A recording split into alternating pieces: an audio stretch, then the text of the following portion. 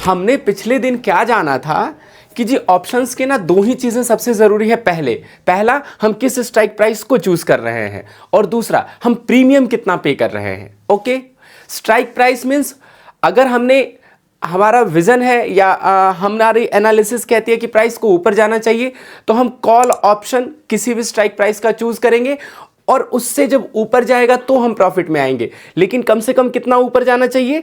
Strike price में जो अपना प्रीमियम है, प्रीमियम ऐड कर दिया जाए इतना ऊपर, तो कम से कम उतना ऊपर जाना चाहिए। तो वो पॉइंट अपना क्या बनेगा? Break even. तो हमने पिछले दिन एक ब्रेक इवन की बात की थी। या फिर अगर हमारा विजन मतलब एनालिसिस है कि नीचे की साइड जाएगा मार्केट, देन अपने को क्या बाय करना था? पुट बाय करना था। और ब्रेक इवन हमारा क्या था? हम ब्रेक इवन पे बहुत हमने फोकस किया था कल, कि ब्रेक इवन क्या था अपना, कि जो भी अपना स्ट्राइक प्राइस है उसमें हम प्रीमियम को घटा देंगे, तो जो निकल के आएगा वो अपना क्या निकल के आएगा? ब्रेक इवन निकल करके आएगा। ओके, उसके बाद हमने ये कहा था, यहां तक चीजें क्लियर हो गई थी आपकी, ठीक है। ऑप्शंस में कॉल पुट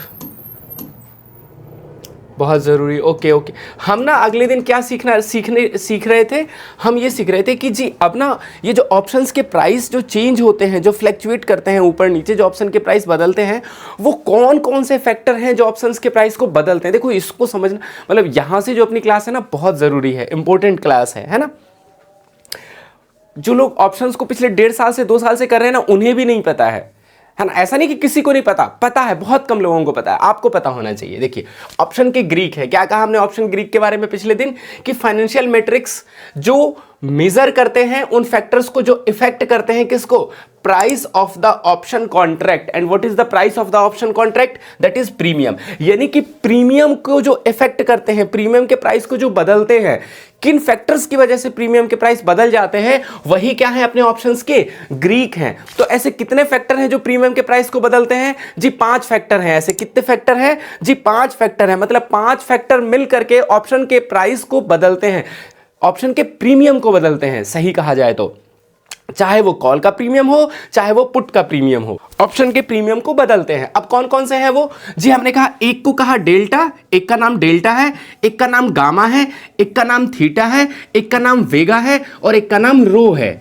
ये चारों अपने लिए जरूरी है ना। ये चारों अपने लिए जरूरी है। ये थोड़ा कम जरूरी है रो, क्योंकि ना ये रो की वजह से चेंज ना बहुत स्लो आता है, बहुत धीरे आता है, लेकिन बाकी चीजें बहुत इफेक्ट करती है, बाकी चीजें बहुत इफेक्ट करती है। ठीक है, इन चारों का नाम हमने सुन लिया, डेल्टा, गामा, थीटा, वेगा और रो। अब इन पांचों को एक बार अपन थोड़े से डिटेल में जानते हैं कि क्या है। हमने क्या कहा कि डेल्टा क्या होता है? पहला अपना डेल्टा है। So what is delta?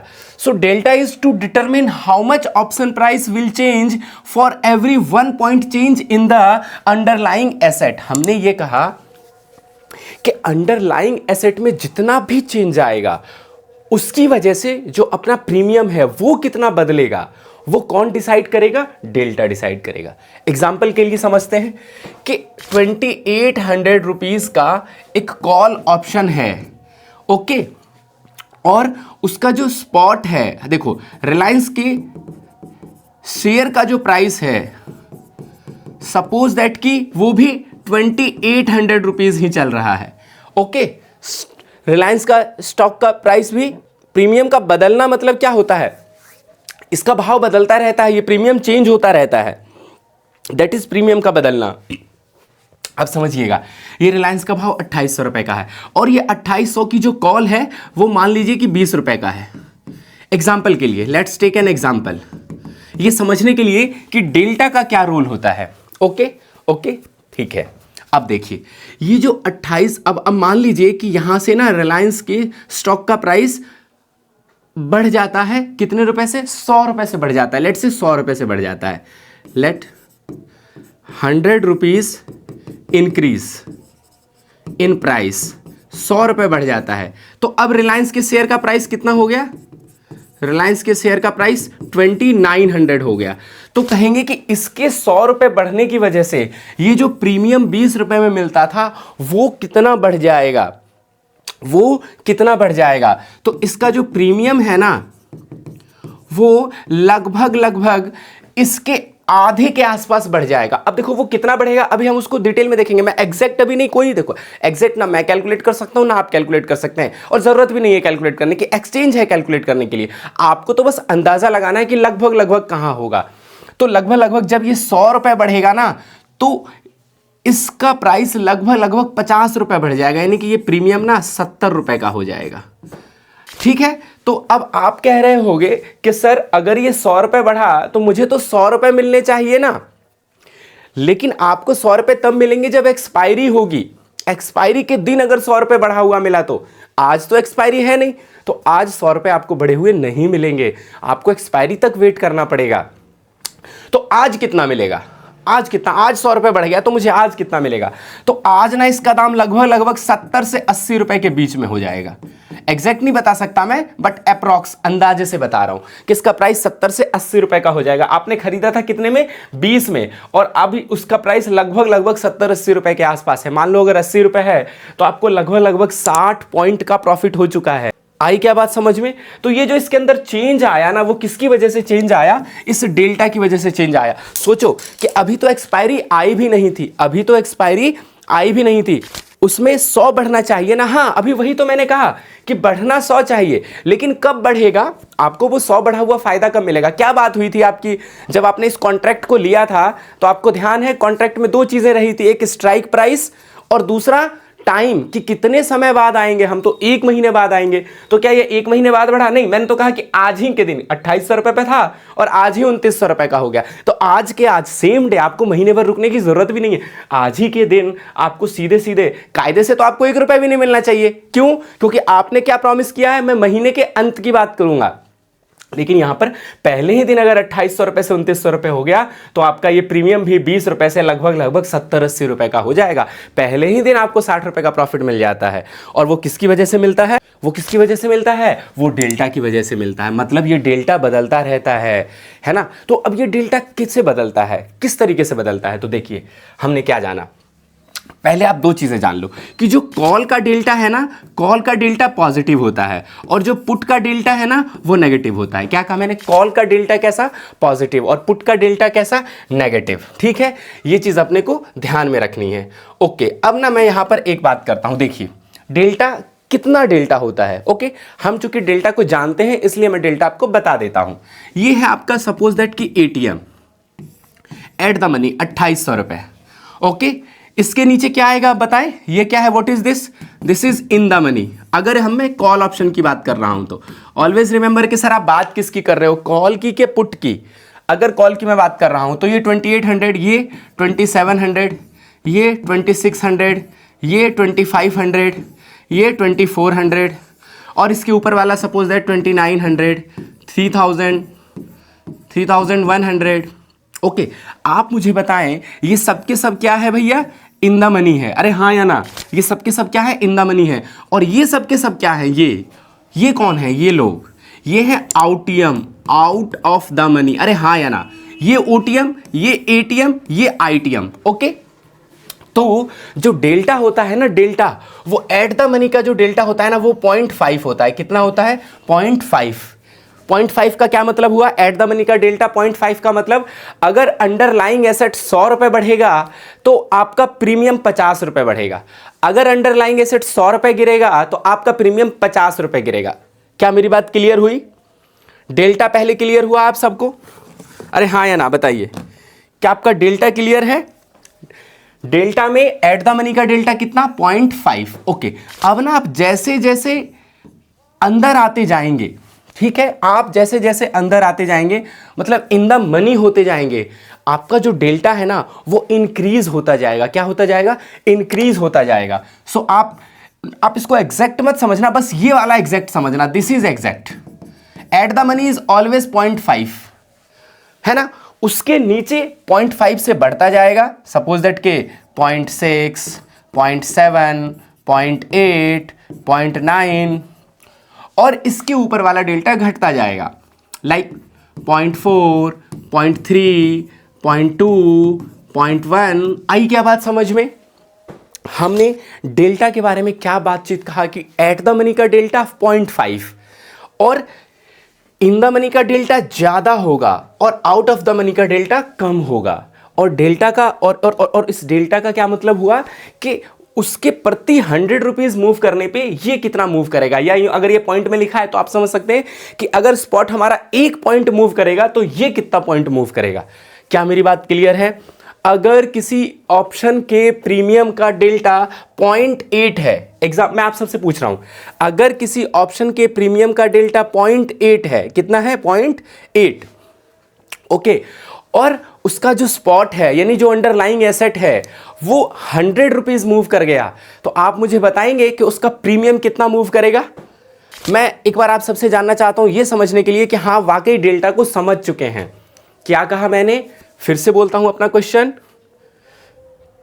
हाँ, ऑप्शन चैन में भी दिखाएंगे ब्रदर, पहले एक बार अपन पांचों ग्रीक को कंप्लीट कर लेते हैं, फिर मैं पूरी ऑप्शन चैन आपके सामने खोल के रख दूंगा, और उसके बाद जो मैं आपको खोलूंगा ना, आपको ऑप्शन चैन का धागा खुलता हुआ दिखेगा। आप एक्सपेक्ट ही नहीं किए होंगे कि ओ माय गॉड, ऑप्शन चैन इस तरीके से देखा जाता है। ओके, 80 कहा, किसी ने 80 कहा, अभिषेक जी ने 80 कहा। आप लोग बताएंगे एक बार, मैं आप सबका कमेंट देखना चाह रहा हूं कि डेल्टा 0.8 है किसी ऑप्शन प्रीमियम का, और इसका स्पॉट कह लूं मैं या अंडरलाइंग एसेट कह लूं मैं, एक ही बात है। स्पॉट कह लूं या अंडरलाइंग एसेट कहूं, एक ही चीज है, आप कंफ्यूज मत होना। अंडरलाइंग एसेट, ये दोनों ही बातें सेम है, बतवाई सेम। ओके, एक ही बात है दोनों। प्रशांत कह रहे क्लियर ही नहीं हुआ है। देखिए मैं क्या कह रहा हूं, ऑप्शन का प्रीमियम जितना स्पॉट मूव करेगा उतना मूव नहीं करेगा, वो इसके हिसाब से मूव करता है, डेल्टा के हिसाब से मूव करता है। और डेल्टा कैसे चेंज होता है? मैंने कहा इन द मनी का डेल्टा इस तरीके से होगा, आउट ऑफ द मनी का इस तरीके होगा। तो मैंने कहा कि एक ऐसा ऑप्शन का प्रीमियम जिसका डेल्टा 0.8 है, देखो आपको तो कुछ करना ही नहीं है, सिर्फ इतना सा मैंने पूछा कि भाई किसी का डेल्टा 0.8 है, किसी का डेल्टा 0.8 है और उसका स्पॉट 100 रुपीज मूव कर गया, तो ये कितना मूव करेगा? तो 100 का 0.8 कितना होगा? 80 ना। तो मैंने आप लोग बताए 80 क्या क्लियर है आप सबका? आप और लोग लिख नहीं रहे हैं 80, फटाफट से 80 क्लियर है तो एक बार आप टाइप कर दीजिए, और किसी का क्लियर नहीं है तो एक बार फिर से बोल दीजिए। अगर किसी का डेल्टा मान लो 0.4 है, 0.4 डेल्टा किसी का 0.4 है और स्पॉट 100 रुपीज मूव कर गया, तो कितना मूव करेगा उसका प्रीमियम? 40 रुपए मूव करेगा उसका प्रीमियम। क्लियर है क्या? डेल्टा क्लियर है? So basically what is delta, अगर मैं इसको इजी लैंग्वेज में कहूं कि what is delta, so change in price, किसके रिस्पेक्ट में? विद रिस्पेक्ट टू स्पॉट और अंडरलाइंग एसेट। अंडरलाइंग एसेट के रिस्पेक्ट में स्पॉट का प्राइस कितना बदलेगा वो डेल्टा डिसाइड करता है। आई क्या बात समझ में? अच्छा, ये सारी बातें एक्सपायरी से पहले की हो रही है। देखिए एक्सपायरी अगर खत्म, एक्सपायरी आ गया ना, लास्ट दिन आ गया, तो डेल्टा, थीटा, गामा, रो सब यूजलेस है। एक बार मैं फिर क्लियर कर दे रहा हूं, अगर एक्सपायरी आ गया, एक्सपायरी के दिन अगर हम बातचीत कर रहे हैं, देन उस दिन ना डेल्टा, ना थीटा, ना गामा, ना वेगा, ना रो, सब किसी काम का नहीं है। एक्सपायरी से पहले पहले ये पांचों के पांचों काम करते हैं। मैं एक बार फिर से याद दिला रहा हूं, क्या कहा मैंने? ये पांचों के पांचों का रोल एक्सपायरी से पहले पहले तक का है, एक्सपायरी वाले दिन का नहीं है। मतलब जिस दिन एक्सपायरी हो गई उस दिन का नहीं है ना। एक्सपायरी से पहले अगर चीजें चल रही है तो ये चेंज करेंगे प्राइस को। क्यों? क्योंकि एक्सपायरी हो गई तो अब उसमें चेंज क्या आना है? अब तो सीधा प्रॉफिट या लॉस होना है, सीधा सीधा। चलिए, आपका डेल्टा क्लियर है। नेक्स्ट है अपना गामा। ओके, देखिए गामा को देखते हैं। So what is gamma? Gamma is use, किस चीज में यूज होता है कि that how much delta will change when underlying asset prices change. अरे ये कैसी बात हुई? ये तो मुश्किल होता जा रहा है, ये तो सपने में सपना होता जा रहा है कि प्राइस बदलेगा कितना, उसकी वजह से प्रीमियम कितना बदलेगा वो डेल्टा डिसाइड करेगा। और अब ये पता है गामा क्या कह रहा है कि प्राइस के बदलने की वजह से डेल्टा कितना बदलेगा। अच्छा, मतलब डेल्टा भी बदलता है। तो मतलब सोचो क्या क्या बदलता है यार, क्या क्या बदलता है? अंडरलाइंग एसेट का भाव बदलता है, उसकी वजह से प्रीमियम बदलता है ना। और उस प्रीमियम को कौन बदलता है? डेल्टा। और डेल्टा भी बदलता है, और डेल्टा को कौन बदलता है? Gamma. So gamma is what? Basically change in delta. Delta में जो बदलाव लाता है वो गामा की वजह से आता है। अब डेल्टा कैसे बदलता होगा जी? बदलता होगा क्योंकि अभी अभी आपने कहा था थोड़ी देर पहले कि किसी का डेल्टा 0.5 होता है, किसी का 0.6, कहीं 0.7, कहीं 0.4, कहीं 0.3। तो भैया डेल्टा एक फिक्स तो है नहीं, डेल्टा तो अलग अलग है ना। इसका मतलब डेल्टा बदलता है। और डेल्टा को कौन बदलता है? डेल्टा को बदलने वाला है गामा पहलवान। सो गामा पहलवान इज व्हाट, है ना, जो डेल्टा को बदल देता है। सोचिए डेल्टा क्या बदलता है? प्राइस को बदलता है। किसके प्राइस को बदलता है? प्रीमियम के प्राइस को बदलता है। और ये डेल्टा को ही बदल देता है कौन? गामा। तो गामा ज्यादा मजबूत हुआ रे, हाँ या ना? इसीलिए हम इसको गामा पहलवान कहते हैं। सो गामा पहलवान is what? Basically delta will change when underlying asset prices change. जब भी अंडरलाइंग एसेट का प्राइस बदलेगा तो डेल्टा भी बदल जाएगा, और जो डेल्टा को बदलेगा वो कौन होगा? गामा होगा। आई थिंक आपको गामा क्लियर है। चले आगे। Now next most important is theta. इस पे तो स्टार लगा लो मेरे भाई, 5 स्टार लगा लो। सब कुछ भूल जाना, कभी थीटा को मत भूलना।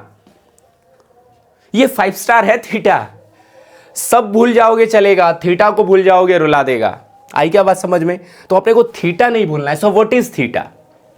ध्यान है, मैंने आपसे एक बात कही थी कि जब आप कोई कॉन्ट्रैक्ट करते हैं तो वो कॉन्ट्रैक्ट ना, मान लो 1 महीने का कॉन्ट्रैक्ट किया आपने, तो 1 महीने के लिए आपने जो प्रीमियम दिया ना, 1 महीने बाद जब आप कुछ भी अपना वो एसेट लेने जाओगे तो जो आपने प्रीमियम दिया ना, उस प्रीमियम को आपको भूल जाना पड़ेगा। अरे हाँ या ना? क्या कहा मैंने?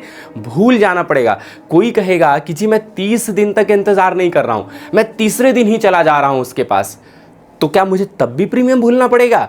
मैं ना उसके पास 10वें दिन ही चला जा रहा हूं। तो हाँ एग्जैक्टली, सर ने कहा थीटा डीके, है ना, तो इसको मत भूल जाना। अच्छा मैं क्या कह रहा था, हाँ, कि अगर कोई कह रहा है कि मैं 10वें दिन ही चला जा रहा हूं उसके पास, तो क्या तब भी मुझे सारा प्रीमियम भूल जाना पड़ेगा? या मैं 20वें दिन जा रहा हूं उसके पास, क्या मुझे तब भी सारा प्रीमियम भूल जाना पड़ेगा? जी नहीं, ऐसा नहीं होगा। सारा प्रीमियम आपको तब भूल जाना पड़ेगा जब आप अंतिम दिन जाओगे, 30वें दिन जाओगे। अगर उससे पहले कभी भी चले गए तो उस प्रीमियम की कुछ ना कुछ वैल्यू रह जाएगी। जैसे आज आपने कॉन्ट्रैक्ट स्थापित किया, तो आज से अगर 30 दिन बाकी है तो आज के दिन सबसे ज्यादा है उस प्रीमियम की वैल्यू। जैसे ही 1 दिन गुजरेगा ना, उस प्रीमियम की थोड़ी वैल्यू कम हो जाएगी। जैसे ही 1 और दिन गुजरेगा उस प्रीमियम की वैल्यू और कम हो जाएगी। मान लो अगर आज की डेट में उस प्रीमियम की वैल्यू 30 रुपए है, तो कल उसकी वैल्यू 29 रुपए हो सकता है, हो जाएगी। एग्जैक्ट नहीं बता रहा हूं, एग्जाम्पल के लिए। एग्जैक्ट कौन बताएगा? एक्सचेंज बताएगा। अपने को कैलकुलेट करना है नहीं करना है, कौन देगा अपने को डेटा? एक्सचेंज देगा डेटा। ओके, अपने को सिर्फ समझना है। क्या कहा मैंने? आज से 30 दिन बाद का अगर हमारा कॉन्ट्रैक्ट है और उस प्रीमियम की वैल्यू 30 रुपए है, तो आज 30 रुपए है, कल उसकी वैल्यू 29 रह जाएगी। अगले दिन और कम हो जाएगी, मे बी 28 रह जाए, अगले दिन और कम 27, अगले दिन और कम 26, अगले दिन और कम। मतलब ये हर दिन धीरे धीरे उसकी वैल्यू कम होती जाएगी। जस्ट लाइक कि आपने एक आइसक्रीम ले लिया है और उसे छोड़ दिया है, अब वो धीरे धीरे धीरे धीरे पिघलता जाएगा। आई क्या बात समझ में? तो ये जो हमारे प्रीमियम है वो 0 किस दिन होंगे? एक्सपायरी वाले दिन होंगे। मतलब एक्सपायरी वाले दिन हमें इस प्रीमियम को भूलना पड़ेगा, बट धीरे धीरे करके हम भूलते हैं। मतलब धीरे धीरे ये हमारी जेब से जाता है, धीरे धीरे हमारे अकाउंट से जाता है, एंड दैट धीरे धीरे जो जाता है इज कॉल्ड थीटा डिके। वो जो थीटा होता है ना, वो डिके करता रहता है, प्रीमियम के प्राइस को घटाता रहता है, घटाता रहता है। थीटा कभी भी प्रीमियम के प्राइस को नहीं बढ़ाता है। घटाने बढ़ाने का काम डेल्टा का और गामा का था, लेकिन ये जो थीटा है ना, इसका एक ही काम है, हमेशा घटाते जाओ प्रीमियम को, घटाते जाओ प्रीमियम को, घटाते जाओ प्रीमियम को, और अंतिम दिन जिस दिन का कॉन्ट्रैक्ट है उस दिन ले जाके 0 कर दो। आई क्या बात समझ में? कैसे देखते हैं। It measure the daily drop in an option price as it approaches expiration. ये जैसे जैसे एक्सपायरी के नजदीक पहुंचेगा प्रीमियम में डिके होता जाएगा। एंड वो डिके किसकी वजह से होता है? दिस थीटा वाले फैक्टर की वजह से होता है। आई थिंक थीटा आपको एकदम क्रिस्टल क्लियर होगा। अगर है तो एक बार हाँ कह दो। क्या आप सबको तीन ऑप्शन के ग्रीक क्लियर हो गए? Delta, gamma, theta. I think सबको क्लियर हो गया होगा थीटा। अगला देखते हैं, नेक्स्ट 2 और रह गया है। 1 इज वेगा। पता है, पता भी नहीं चलता है और वेगा अपना काम कर देता है। मतलब ऐसे, मतलब आपने देखा है कई चीज़ें, मतलब क्या बताऊँ, मुझे कोई ऐसी चीज़ याद नहीं आ रही है, बट ऐसे ना, मतलब पता भी ना चले और काम हो जाए है वो काम है वेगा का। पता ही नहीं चलेगा अरे ऑप्शन के प्रीमियम कैसे चेंज हो गए। अब कैसे चेंज होता है, वेगा क्या क्या काम करता है, इसका भी काम है प्रीमियम को बढ़ाने और घटाने का। अब देख रहे हो अपन जितने फैक्टर पढ़ रहे हैं ना, एक्सेप्ट थीटा, सबका काम है प्रीमियम को बढ़ाना या घटाना। वो बढ़ा भी सकता है, घटा भी सकता है। सिर्फ एक थीटा ऐसा निकम्मा प्राणी है, डेल्टा नहीं हुआ कोई बात नहीं, धीरे धीरे हो जाएगा। एकमात्र थीटा ऐसा प्राणी है जो सिर्फ और सिर्फ घटाने का काम करता है। तो गामा वेगा कैसे बढ़ाता या घटाता होगा, let's see. It helps investor to understand how sensitive an option is. अरे ये क्या इंग्लिश में मैंने कह दिया, फिर से बोलता हूं। It helps investor to understand how sensitive an option is to measure prices change in underlying asset. मतलब कि अंडरलाइंग एसेट में प्राइस चेंज होने की वजह से इसमें प्राइस कितना चेंज आ रहा है। अब वो चेंज किसकी वजह से आ रहा होगा, डेल्टा की वजह से या गामा की वजह से या किसी भी चीज की वजह से। तो वो ऑप्शन का प्राइस कितना सेंसिटिव है। सेंसिटिव का मतलब कितना प्राइस बढ़ सकता है या घट सकता है। देखो कोई भी चीज कितना ऊपर या कितना नीचे जा सकता है, या ऊपर या नीचे कोई चीज करता है ना, तो इस चीज को हम वोलेटिलिटी क्या कहते हैं, क्या कहते हैं, वोलेटिलिटी कहते हैं। वोलाटाइल, कोई चीज अगर वोलाटाइल है इट मींस वो स्टेबल नहीं है, वो कभी इधर जा रहा है कभी उधर जा रहा है, दैट इज वोलेटिलिटी। तो मार्केट में भी ना अगर प्राइस कभी ऊपर चला जाए तुरंत, फिर तुरंत नीचे, फिर तुरंत ऊपर तुरंत नीचे, तो ऐसे अगर प्राइस में जो बहुत तेज तेज फ्लक्चुएशन जो होते हैं उनको हम वोलेटिलिटी कहते हैं, वोलाटाइल प्राइस कहते हैं। तो उस वोलेटिलिटी की वजह से भी ना प्रीमियम चेंज हो जाता है। अगर किसी अंडरलाइंग एसेट का प्राइस बड़ी तेजी से ऊपर नीचे होता है तो उसके प्रीमियम ना बढ़ जाते हैं। एग्जांपल के लिए बताऊं तो रिलायंस जो है ना वो एक लेस वोलेटाइल स्टॉक है, जबकि अडानी एंटरप्राइजेस या अडानी के और कोई शेयर्स को अगर हम देखें तो वो मोर वोलेटाइल स्टॉक्स है। मतलब वोलेटाइल मतलब एक ही दिन में ज्यादा ऊपर जा सकता है, एक ही दिन में ज्यादा नीचे जा सकता है। जबकि रिलायंस ज्यादा वोलेटाइल नहीं है, वो जाएगा ऊपर भी तो थोड़ा ऊपर जाएगा, नीचे भी जाएगा तो थोड़ा नीचे जाएगा। तो जो स्टॉक ज्यादा वोलेटाइल होते हैं ना, एक ही दिन में 5-5% ऊपर जा रहे हैं, 10-10% ऊपर जा रहे हैं, या गिरने की बारी आई तो गिर भी ज्यादा रहे हैं, 10-10%, 20-20% गिर रहे हैं। तो जो स्टॉक ज्यादा ऊपर और ज्यादा नीचे करते हैं ना वो ज्यादा वोलेटाइल होते हैं और ना उनके प्रीमियम्स ना महंगे होते हैं। और जो स्टॉक कम वोलेटाइल होगा उसके प्रीमियम सस्ते होंगे। तो हमें यहां से क्या समझ में आया कि ये जो वेगा है ना ये प्राइस को चेंज करता है, प्रीमियम के प्राइस को, डिपेंडिंग कि इसका मेन फैक्टर क्या है, वोलेटिलिटी को देख करके। अगर किसी की वोलेटिलिटी बढ़ गई है तो प्रीमियम बढ़ा देगा, अगर वोलेटिलिटी कम है तो प्रीमियम घटा देगा।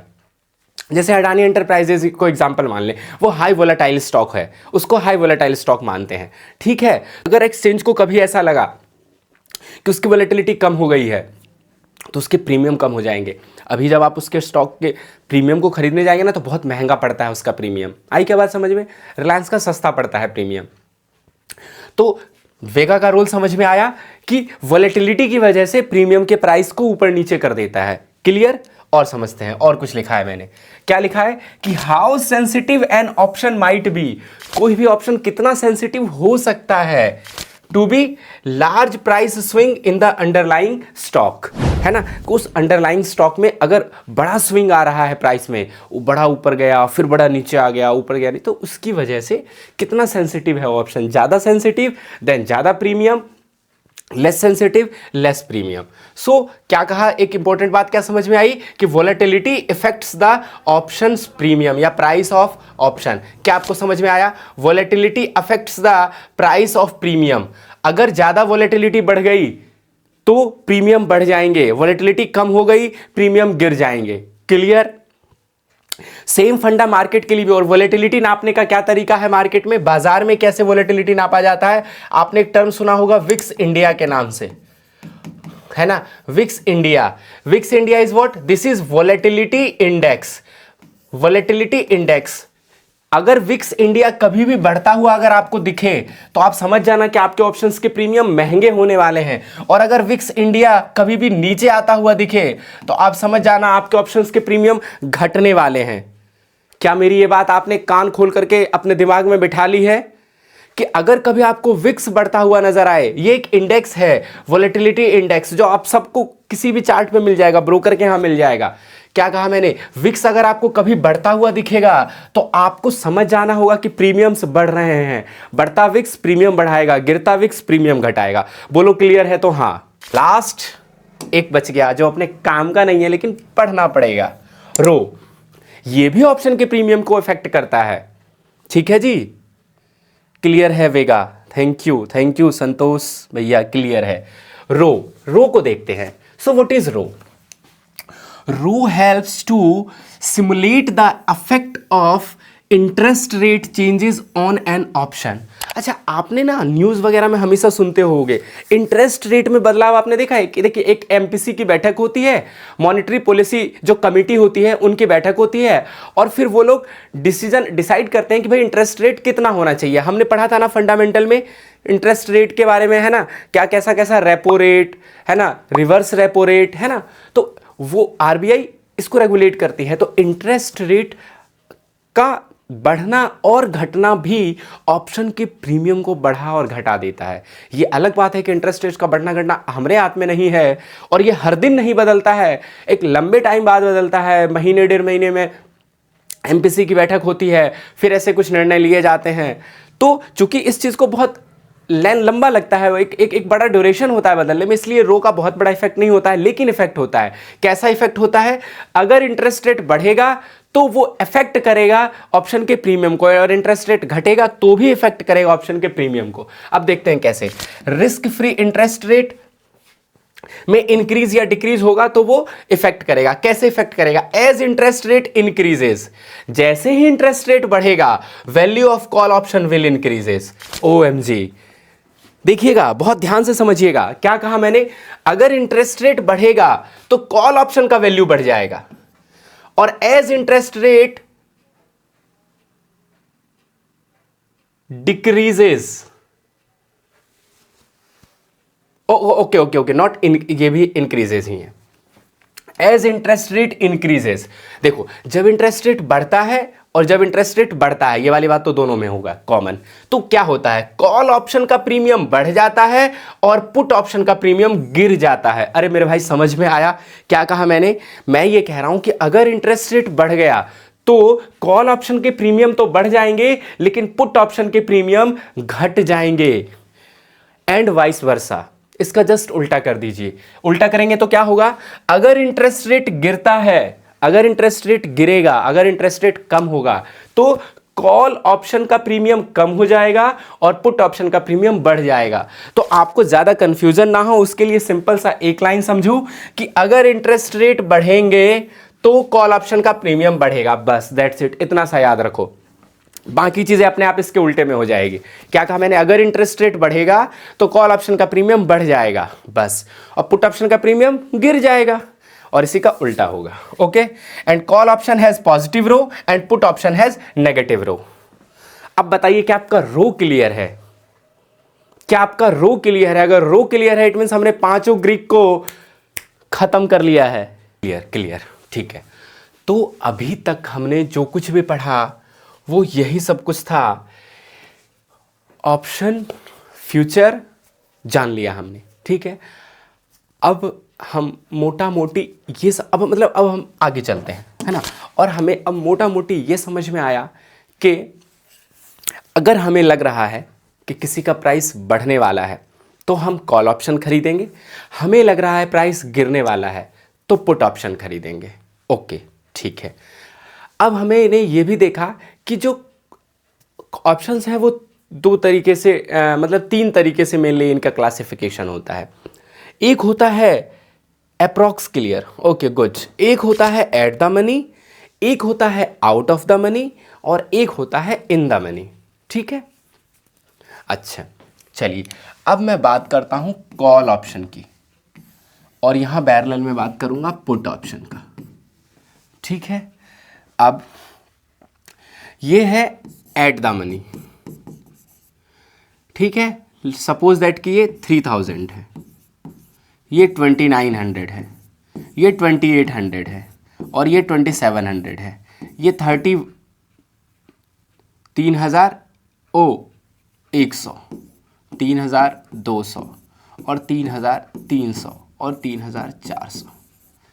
ये एट द मनी, ये सब के सब इन द मनी और ये सब के सब आउट ऑफ द मनी। बताइए, अब यहां पर मैं ऑप्शंस के प्रीमियम की बात करूंगा।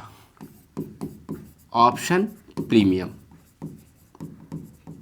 ठीक है, ऑप्शन प्रीमियम, ठीक है, ऑप्शन के प्रीमियम। देखिए, जो एट द मनी का ऑप्शन का प्रीमियम है ना, जो एट द मनी का ऑप्शन का प्रीमियम है, वो मान लीजिए अगर 30 रुपए का है, कितने का है, 30 का, या ऐसा करो आसान करने के लिए हम इसको 50 का मान लेते हैं।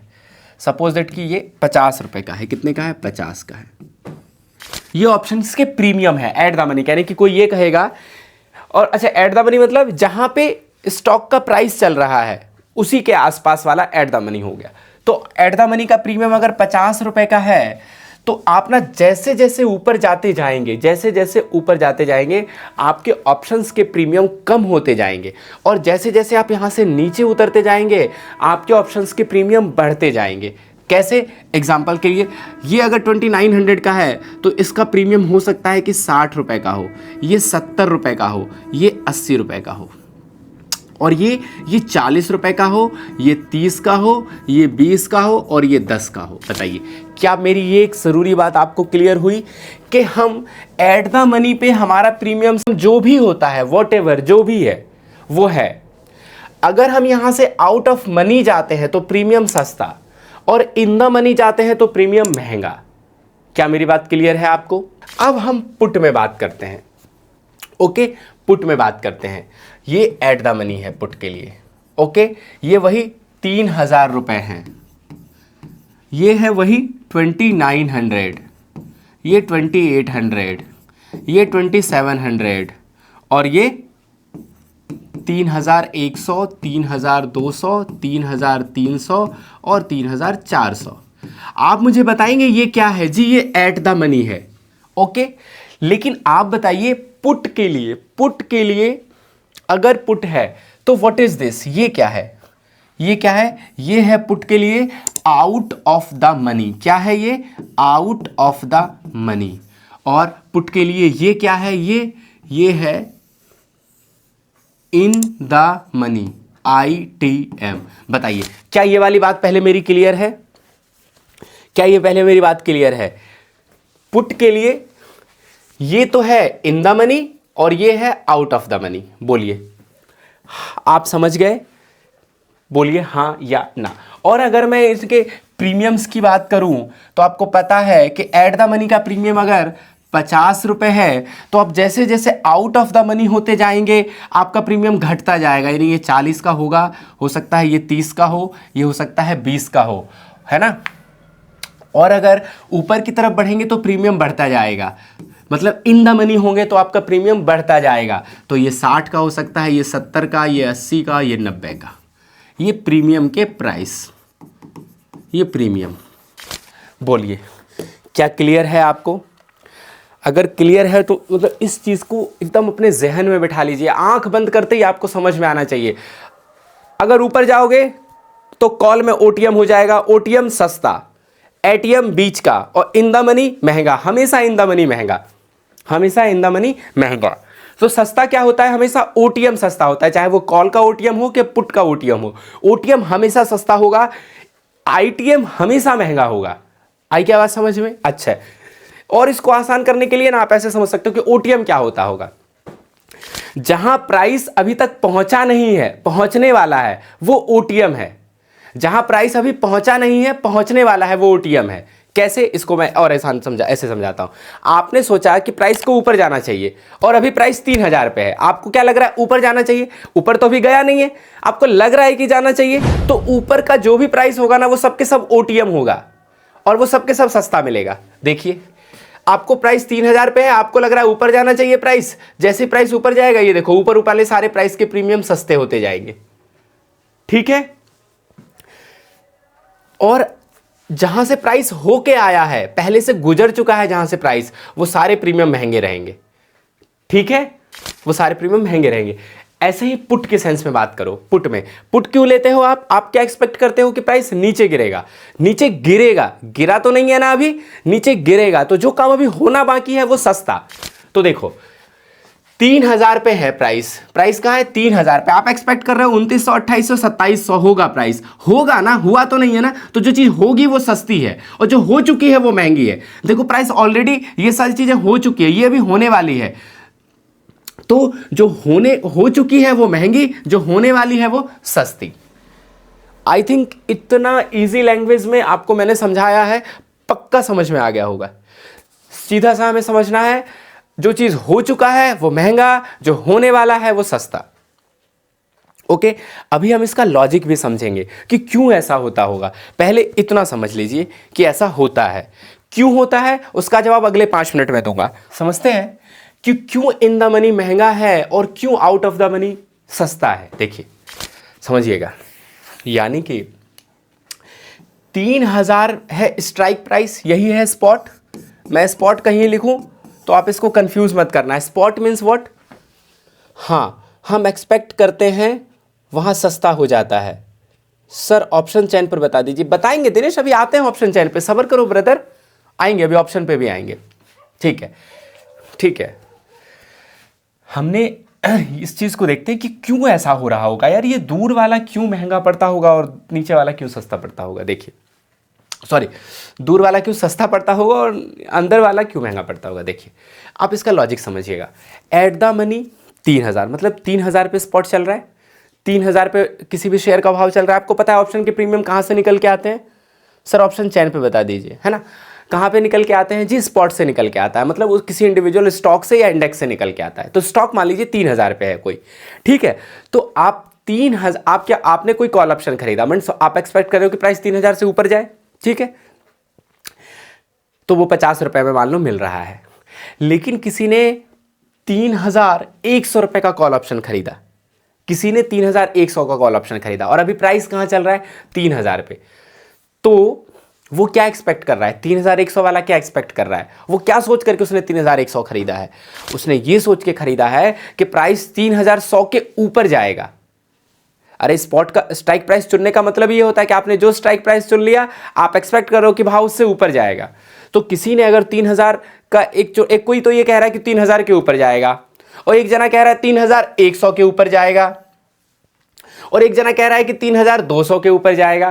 तो बताओ ज्यादा सही होने की प्रोबेबिलिटी किसकी है, इसकी, उससे कम इसकी, उससे कम इसकी, उससे कम इसकी, उससे कम इसकी ना। तो इनकी प्रोबेबिलिटी धीरे धीरे घटती जा रही है ना।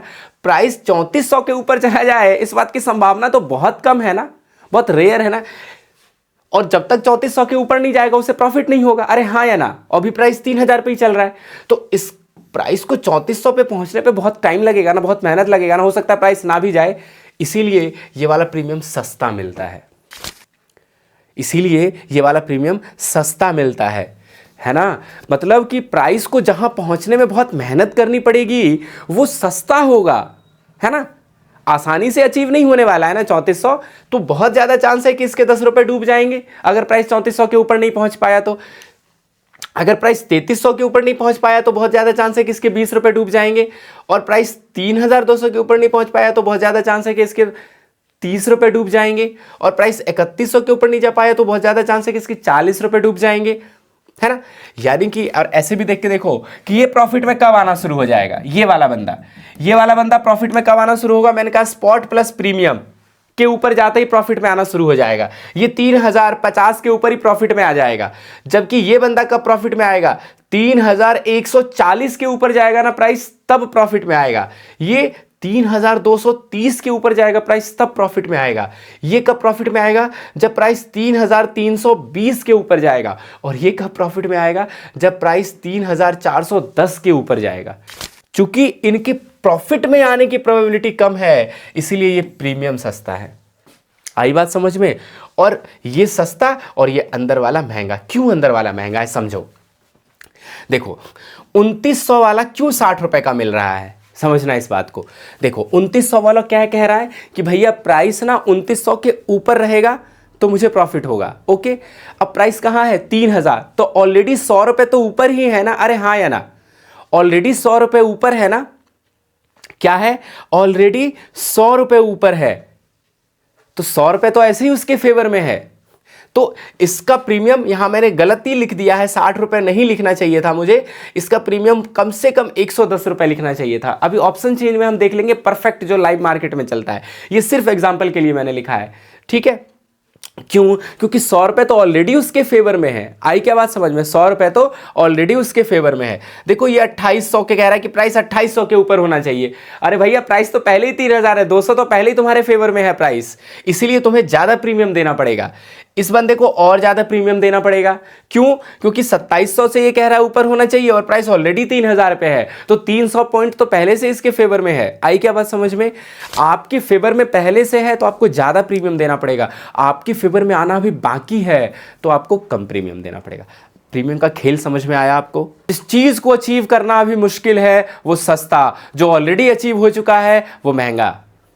In the same way put की तरफ देखिए, कोई 3000 वाला 50 रुपए पे है, means what he is expecting के प्राइस 3000 से नीचे जाना चाहिए, तो 3000 से 50 रुपए नीचे जाएगा तो ये प्रॉफिट में आना शुरू हो जाएगा। और ये वाला बंदा कब प्रॉफिट में आना शुरू होगा? जब 2900 में भी 40 घटा दोगे, यानी 2860 के नीचे जाना शुरू होगा, तब ये प्रॉफिट में आएगा। और ये कब प्रॉफिट में आएगा? जब ये 2800 में 30 घटा दो तो कितना बचेगा? 2770। तो ये बंदा तब प्रॉफिट में आएगा जब प्राइस 2770 के नीचे जाएगा, और ये बंदा तब प्रॉफिट में आएगा जब प्राइस 2680 के नीचे जाएगा। तो आप देख रहे हो इसके प्रॉफिट में आने की प्रोबेबिलिटी बहुत कम है, इसीलिए ये सारे प्रीमियम सस्ते हैं और ये सारे प्रीमियम महंगे हैं।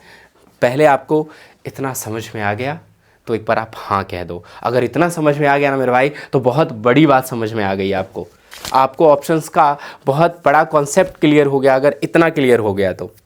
ओके, अगर इतना क्लियर है तो मैं आपको ऑप्शन चेन पे ले चलता हूं। देखिए अभी जो अपना इंडेक्स है जिसको कि अपन निफ्टी कहते हैं, ठीक है, तो अपना जो इंडेक्स है ना अभी वो 21,782 के पास है, यानी कि लगभग 21,800 मान लेते हैं, ठीक है। तो मैं आपको दिखाता हूं ऑप्शन चेन। क्या आपके साथ मेरी एक स्क्रीन शेयर हुई? ओके, सो देखिए ये ऑप्शन चेन है। ये कहाँ से मिलता है? ये एनएससी की वेबसाइट से मिला मुझे, है ना। आप भी देख सकते हैं, देखिए ये है उसका यूआरएल। आपको यहाँ पर सर्च बार जो है उस सर्च बार पे ये क्लिक करना है nscindia.com/option और चेन। ओके, ऐसा करने से आपको ये ओपन हो जाएगा। दिस इज ऑप्शन चेन, ठीक है, इसको हम ऑप्शन चेन कहते हैं, ठीक है। ये सभी स्टॉक और सभी इंडेक्स के लिए होता है। ओके, ये सभी स्टॉक और सभी इंडेक्स के लिए होता है, मतलब सभी स्टॉक के लिए नहीं, जो स्टॉक फ्यूचर एंड ऑप्शन में है उनके लिए होता है, ठीक है। देखिए तो अभी मैंने क्या कहा कि जी अभी जो अपना निफ्टी है ना वो है 21,782 के पास, यानी लगभग 21,800 के पास। तो आप देख रहे हैं ये 21,800 एट द मनी है, ये 21,800 एट द मनी है। और देखेंगे आप इस 21,800 से ऊपर इधर के जो ये सारे डेटा हैं इनको एक अलग कलर में रखा गया है, थोड़ा सा कलर डिफरेंशिएशन आपको दिख रहा है। और इसके नीचे में देखिए ये पुट साइड में यहाँ पर एक अलग कलर डिफरेंशिएशन आपको दिख रहा है, हल्का सा येलोइश दिख रहा होगा आपको, अरे हाँ या ना। तो ये जो येलोइश वाला पार्ट है वो ये देख रहे हैं आप, येलोइश वाला पार्ट आपको नजर आ रहा है क्या? ये येलोइश वाला जो पार्ट है वो इन द मनी वाला पार्ट है, ये कॉल ऑप्शन का पार्ट है। और इधर वाला देखिए सीधा सीधा आपको इसमें क्या समझना है, सबसे पहले देखिए एकदम ये मिडिल वाले पे आ जाइए। This middle is what? Strike. ये स्ट्राइक है, मतलब ये अलग अलग भाव हैं, है ना। तो अभी अपना प्राइस कहाँ चल रहा है? 21,800 के पास चल रहा है, ठीक है। अच्छा, इस स्ट्राइक के इस तरफ की सारी बातें कॉल ऑप्शन की है। हाँ, मेरा कर्सर दिख रहा है ना आपको? हाँ, ये सारी बातें कॉल ऑप्शन की है और इस तरफ की सारी बातें पुट ऑप्शन की है, ठीक है। क्या कहा? ये सबके सब कॉल ऑप्शन की है और इधर वाले सबके सब पुट ऑप्शन की है। देखो यहाँ लिखा भी होगा, ये देखिए यहाँ कॉल्स और यहाँ पुट्स, है ना। ये कॉल, लेफ्ट साइड में कॉल और राइट साइड में पुट। ओके, तो ये सारे कैसे कॉल हैं? देखो ये येलो में है जो, ये सब इन द मनी वाले कॉल हैं। और देखो ये वाले जो पुट हैं वो कौन से हैं? वो इन द मनी वाले पुट हैं। अब देखिए कैसे इन द मनी वाला क्या होता होगा। देखिए 21,800 पे प्राइस बंद हुआ, सो 21,800 ये रहा, ठीक है। अब देखिए 21,750, 21,700 ये सब चीज़ें तो ऑलरेडी कॉल के लिए होके आई है ना। कॉल का मतलब क्या आप समझ रहे हो? प्राइस बढ़ना चाहिए, तो 800 से 850 होना चाहिए, 900 होना चाहिए, तो बढ़ना चाहिए, मतलब आउट ऑफ द मनी हो गया आपके लिए। और देखो तो आउट ऑफ द मनी में हम प्राइस देखते हैं क्या हाँ है। देखो ये जो LTP लिखा है ना, LTP ये प्राइस है, ये जो LTP लिखा है ना वो प्राइस है। LTP stand for last traded price. आप देखिए, आप जैसे जैसे आउट ऑफ द मनी होते जा रहे हैं, प्राइस देख रहे हैं घटता जा रहा है। ये 307 रुपए का है 21,550 वाला पुट, हम 21,550 वाला कॉल। देखिए 21,500 का जो कॉल है वो 348 का है। 21,500 का कॉल देखिए कितने का है, 348 का। ये रहा 21,500 और ये रहा कॉल का प्राइस 348 रुपये। यहीं अगर 21,800 का कॉल देखें तो वो कितने का है, 145 का है। यानी एट द मनी कितने का हो गया, 145 का। उसके बाद वाला कॉल देखिए 121, उसके बाद वाला 100, 82, 66, 52, 40, 31, 24। आप क्या देख रहे हैं कि एट द मनी से ये रहे at the money, at the money से अंदर गए इन द मनी महंगा और इससे बाहर गए तो सस्ता। बताइए कॉल के लिए क्लियर है, क्लियर है। इन द सेम वे इस पुट के लिए देखिए आप, इन द सेम वे इस पुट के लिए देखिए, पुट के लिए इन द मनी क्या होगा, जो प्राइस आना बाकी है। कौन सा प्राइस आना बाकी है, देखो आप पुट में क्या समझते हो कि भैया अगर प्राइस 800 पे है ना तो 700, 600, 500, 400 गिरना जो है ना वो भी आना बाकी है। तो इस तरह वाले प्राइस सस्ते होने चाहिए। तो देखते हैं सस्ता है कि नहीं। देखो एट द मनी 148 का 127, 107, 89, 74, 61, 50, 41, देख रहे हो प्राइस गिरता जा रहा है। और जैसे ही आप इन द मनी होगे देखो प्राइस लगातार बढ़ता जा रहा है। 174, 200, 231, 269, 304, 342, 382, 425। क्या मेरी एक, आपको भी सिर्फ इन दो लाइनों पे फोकस करना है, स्ट्राइक एंड दिस LTP।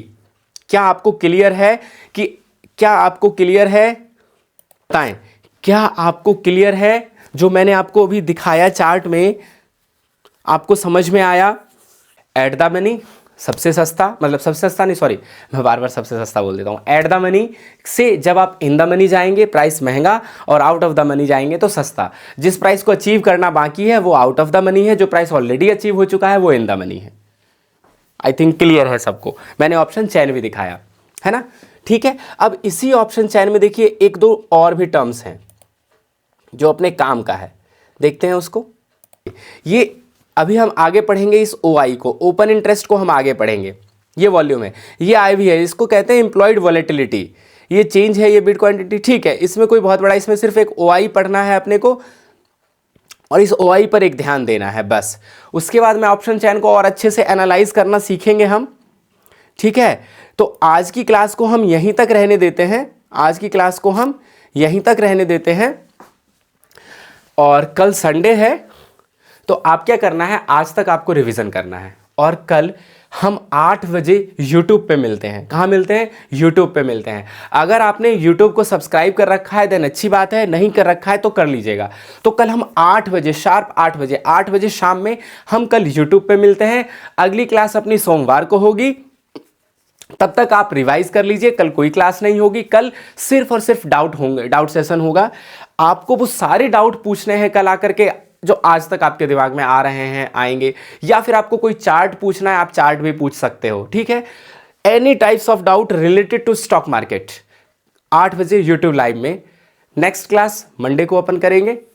और तब तक के लिए अब विदा लेते हैं यहाँ से। आप रिवाइज करिए, सीखिए, समझिए और आगे बढ़ते रहिए और स्टॉक मार्केट के बेताज बादशाह बनिए।